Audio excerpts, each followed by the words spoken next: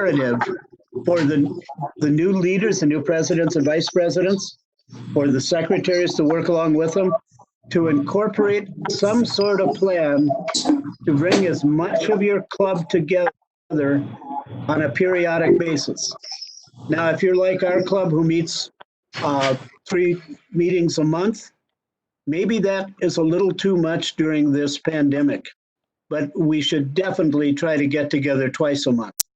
And so you keep a regular pattern of interaction, a good exchange of ideas. You keep whatever projects that you can still work on moving. This is imperative. And I think that Matt intends to discuss this at another issue down the road. So I just wanted to bring this to people's attention. And what you see on the screen with the clip art that I used here, this is what you'll see with a Zoom meeting, much as we have now. But without a program up as we do here, you will see the pictures of people much larger, and it's more of a group interaction. Okay, let's go on to the next. Organization. Now, this is an interesting topic because the person talking is one of the least organized people ever built.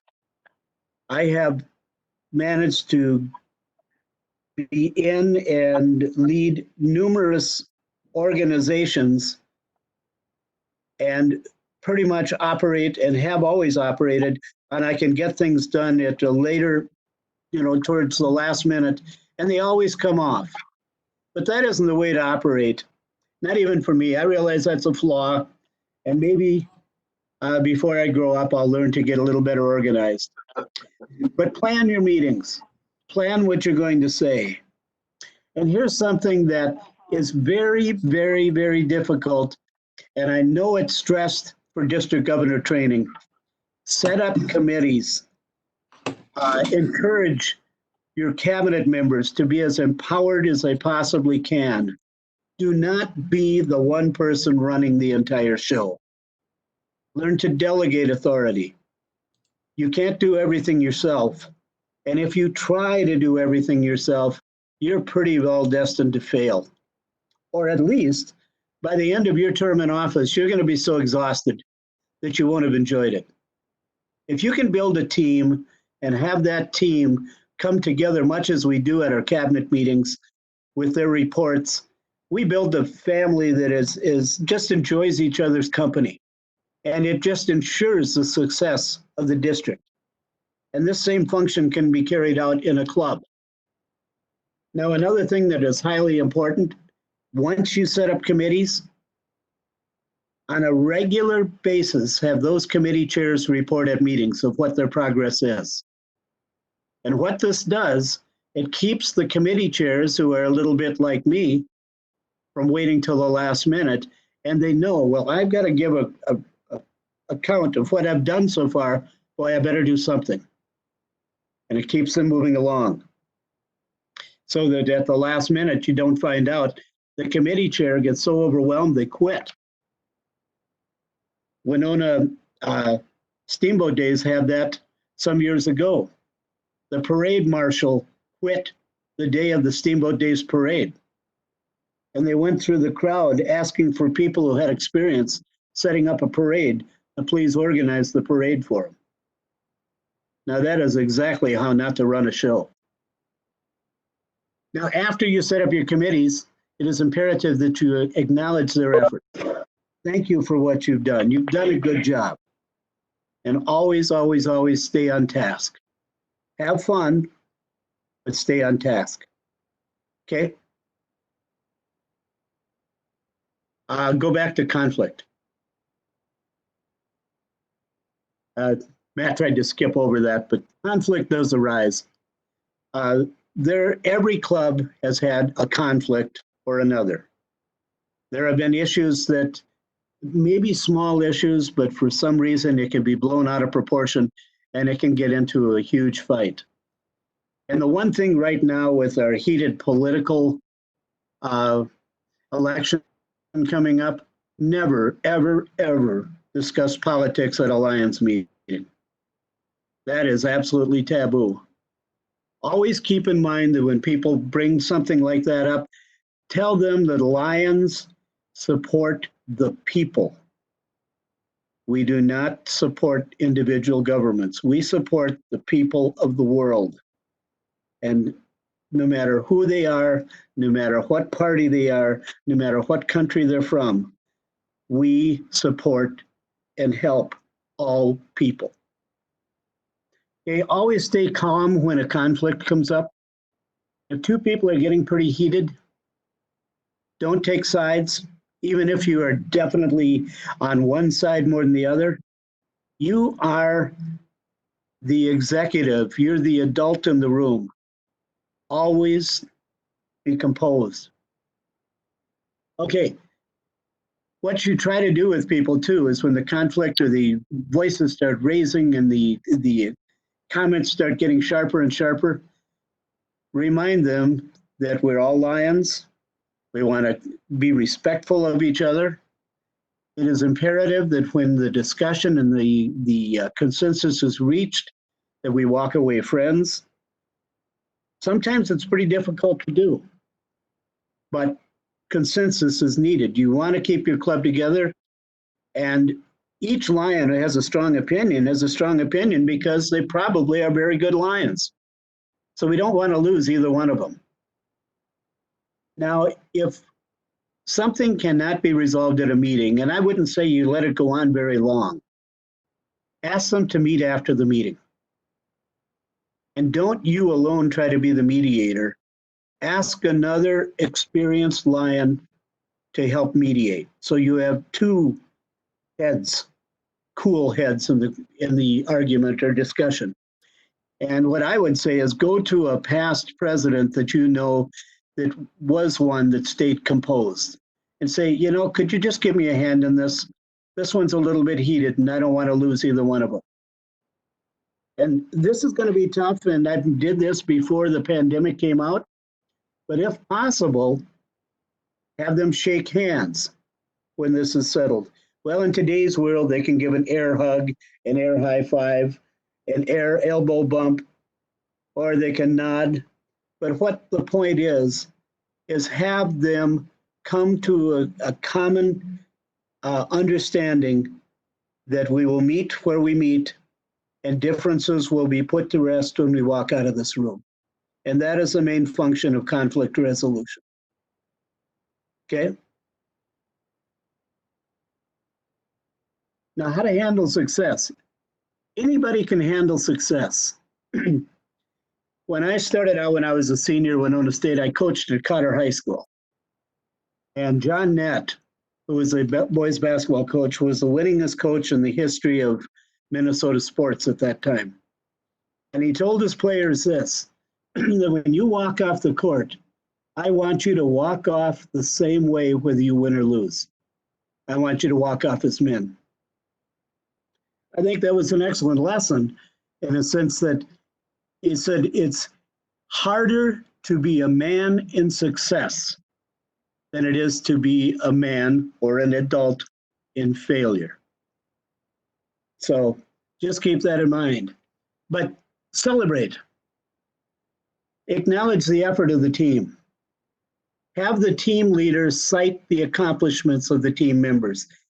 And not just the ones who made the biggest contribution. How about the person who has limited skills, can't do as much as the others, but did what they could?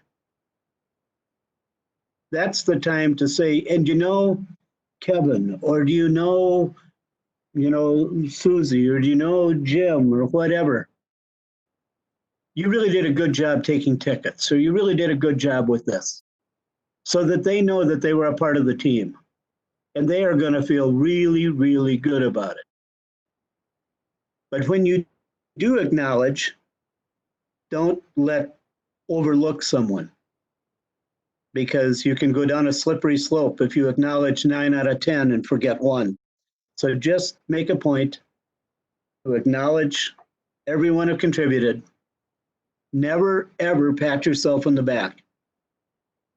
And there is no I in team. And the one thing I always felt as a district governor and as a club president, there is a term that comes out And it's hard to not say that. But the term that has always kind of agitated with me is in my year. When you're club president, it is not your year. You are the president of the club. It is your club's year. Much as when Matt becomes district governor, it is not his year. It is 5M1's year. Now, he will get credit for the successes and he will get credit for the failures as well. We'll remind him down the road every now and then. But it is our failure. It is our success. Okay? Next slide. Now, how to handle failure. Now, if you look at the slide, it looks almost the same as the other. You acknowledge the efforts of the team. Have the team leaders acknowledge the accomplishments of the members, only pointing out the positive. Not saying, gosh, this would have been a success, but Barb, you just dropped the ball. That is absolutely wrong. You know, even when people make mistakes, they didn't make the mistake on purpose. And then if you did fail and you're planning to do it again, or maybe planning just on another project, use that as a learning experience and say, okay, it didn't go the way we wanted, but how do you think we could do it better next time? And set the positive up. Always, always, always be positive. Okay, never point fingers. And you win as a team, you lose as a team. Keep in mind, and this is just a simple statement, but it makes sense, that if we succeeded at everything, then success wouldn't really be so great, would it? You learn more by failure than you do by success. So often when we succeed all the time, we get to take it for granted. But when every once in a while a shortcoming comes up, you take notice a little bit more. You become more cognizant, and maybe you try just a little bit harder. Okay? Okay. Train your successor. Now, a good leader is confident enough in themselves and their own abilities that they're perfectly comfortable letting their vice president or vice district governor or co-chair in on the performance and the leadership. Bring them into the decision making. Bring them into the process.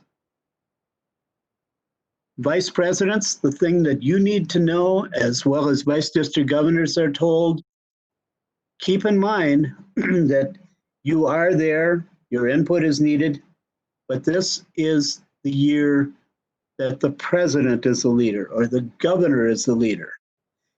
And unless they say, Matt, what would you do in this situation? Which oftentimes I know Dale does. Matt is never one to go in front, and you shouldn't, and say, you know, Dale really blew that. He should do it this way. That is not being a good mentee.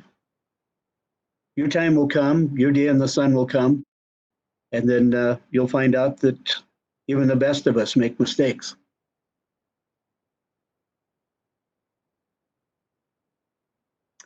Okay, let's go on to the next one. Punctuality. Be on time. That is the number one rule in running any meeting or setting any schedule, especially if you're the leader or the chair of something. Be on time. Especially when you're a president and you've got a guest coming in, you should really be the one there to introduce them and, you know, to make them feel welcome. We went to a club one time when I was district governor. Sue and I walked in, and I won't name the club, but there were about 7 or 8 people in the room already. And they looked at us with their blazers on and so on, dressed up a little strange for them. And they looked at us like, who the hell are they? And, well, what the deal was the president and the vice president weren't at the meeting yet. And these people were all going to join Lions that night. So there was a prime reason. But That was the case, and there were good reasons. The one got caught by a train, and the other one was held up running copies. The printer got all jammed up and so on. So it's legitimate reasons. So there are times you're going to be late. But if you have a guest, try your darndest to be on time. And if you're going to be late, have someone else be there. Start on time. If you say you're starting at meetings at 7 o'clock, at 6 o'clock, at 12:10 like ours, start at 12:10. There will always be someone, if you start like our meetings at 12:14, they're going to say, you know, you started it late. Be on time and stay on schedule. Finish on time. For us especially, our meetings are done at 12:50 and people have to be back at work. So if you start running on, you have to realize that there are going to be Lions that are going to be leaving because they have to be back. Time is of the essence. People have busy lives. Many people have jobs to go to.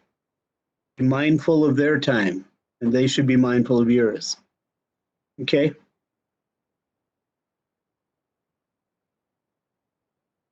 Okay, one thing I'd like to get across to you in attitude and presence, there's something that, going back to my coaching days when I was a coach of Tim Ritchie at Cotter High School. He was one of my basketball players. And anyway, John Nett and I were traveling to, I believe it was Fridley Grace, to the first basketball game Cotter played that year. And I leaned over to John and I said, John, how good do you think this team is? How many wins do you think they'll get? He said, Jack, they've got a lot of shortcomings. If we win half the games, I'll be happy. So let's fast forward to the last game of the season. It wasn't actually the last game, but we're heading in the bus again, and we're heading to St. Paul to the state tournament. We didn't go 12-12, we went 18-6. So I leaned over to him and I said, John, do you remember what I asked you a couple months ago? He said, yes, Jack, I told you, but I never told them. So that's something to be said about attitude. He always demanded excellence out of them, and he got more out of them than they actually were capable of delivering. And that's what a good leader can do. Positiveness. Always push. Not be a hard driver to demand. Never ever demand people, but kind of be a guide at the side and say, you know, I picked you to be chair of this project because of these skills, and I think you're going to do really well. And if you need any help, you know, you can always come to me. But let them know that it's their ship to sail, and you're there only as help and advice and support. And you'll find out your club is going to function an awful lot better. This is something I couldn't live if you couldn't do this. Have fun. And those around you will too.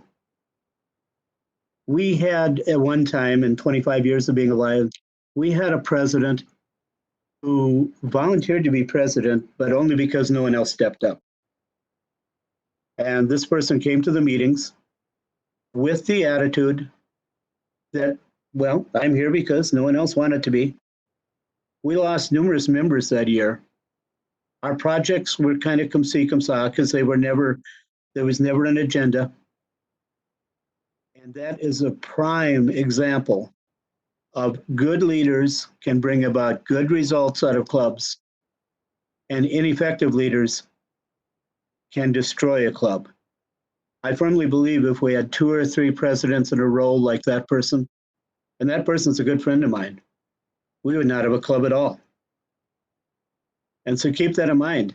As president, you can't ensure that when I leave my reign as president, that we started with 20 members and we'll have 30. But do the best you can to help that club succeed, and you will have new members. Okay, one of the last words of wisdom I'd have for you is to relax. You aren't perfect. Neither are we. Do the best you can. They're not expecting you to be the greatest president in the world. You very well could be, but Don't expect it. Just do what you can.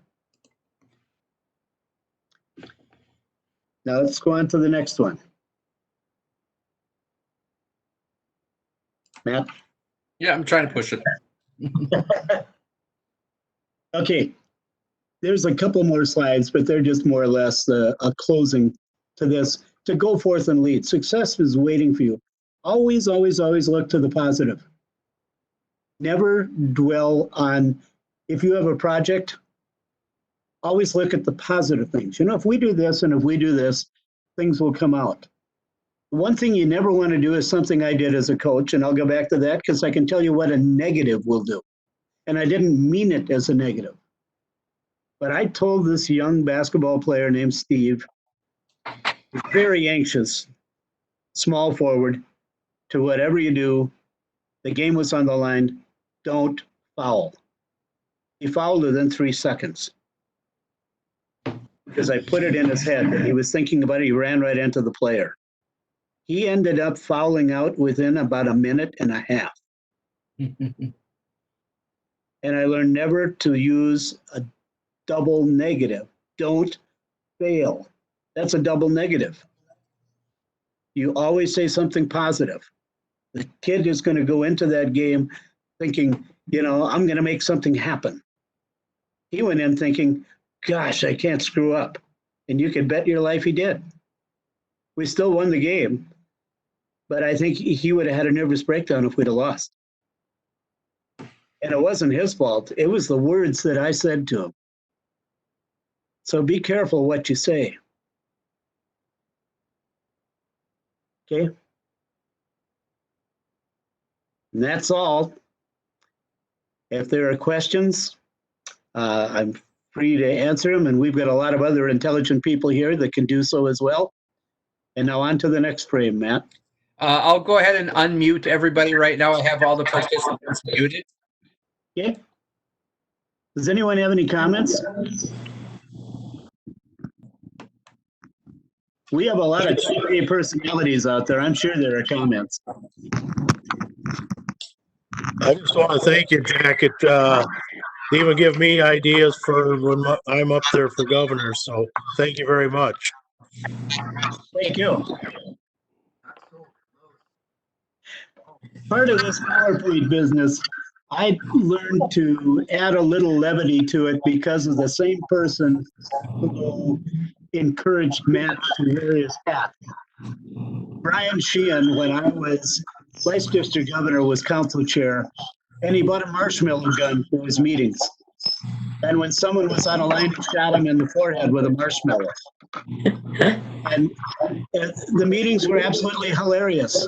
They started on time, they covered all the business, and they ended on time. So that's a prime example. But then there were so many council chairs who followed him who tried to be Brian. You have to remember to be the person you are. You know, there's only one me, there's only one Carrie, there's only one Matt. Be the best Carrie or the best Matt you can be. All right. Well, I want to thank you, Jack. I was able to correct our issue with the recording about a third of the way through. So I did get about the last 2/3 of it recorded. So for those of you that are here for treasure, we're going to move over and we'll flip the script here and we'll get the other presentation up and ready to go. Just give me a couple of minutes for that, and then I'll introduce Ron when we're ready to go, and we'll get moving on to the next. Thank you.